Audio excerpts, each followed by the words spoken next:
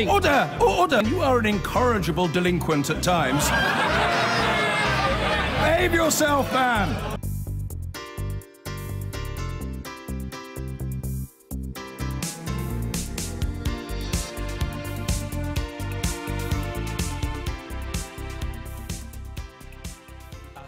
Now, our guest of the day, Billy Bragg, is, as you might have guessed by now, a Labour supporter. And he has been for quite a while. Take a look at this. Politics and pregnancy are debated as we empty our glasses. Singer Billy Bragg is Red Wedge's begetter and principal performer, dishing out his rock manifesto, Syncopated Socialism. Red Wedge, formed just a year ago, is trying to break down the apathy and cynicism prevalent among young people about all politicians. Its rock concerts have toured the country.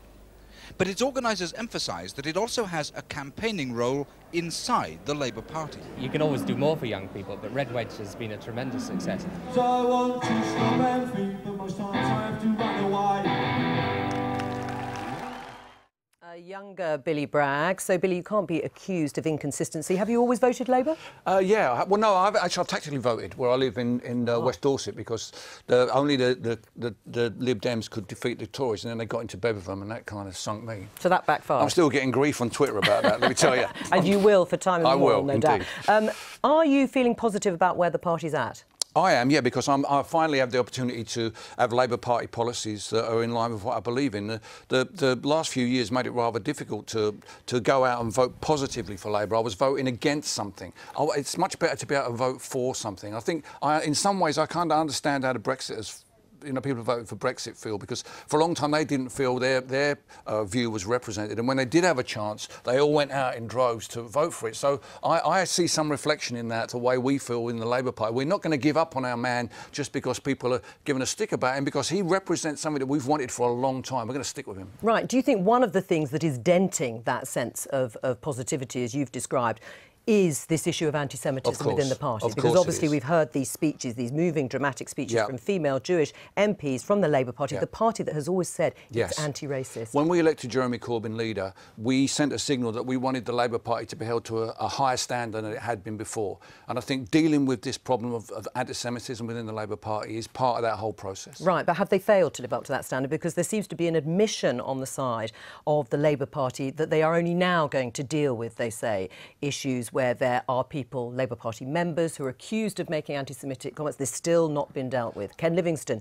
is still in the party. Luciana Burgess says he must go. Should he? Well, obviously there has to be due process to deal with those kind of things. You can't just chuck people out as it's been 2 years. I appreciate that. But really, if anybody is guilty of the kind of abuse that was spoke about in the comments the other day, they should be thrown out of the party. There's no two ways about it. Right. So do you think they should speed up that whole process? Yeah, I should. I mean, I think it's... I mean, you know, I deal with a lot of abuse on Twitter as well. It's not always easy to find out exactly who that is and whether they're a party member. So there's, due process doesn't mean about finding. I mean about actually getting these people out there. But yeah, anybody who has made those kind of comments, those kind of racist comments, has no place in the Labour Party, particularly the Labour Party, Jeremy Corbyn. You're very positive about Labour, and the number of members has increased exponentially.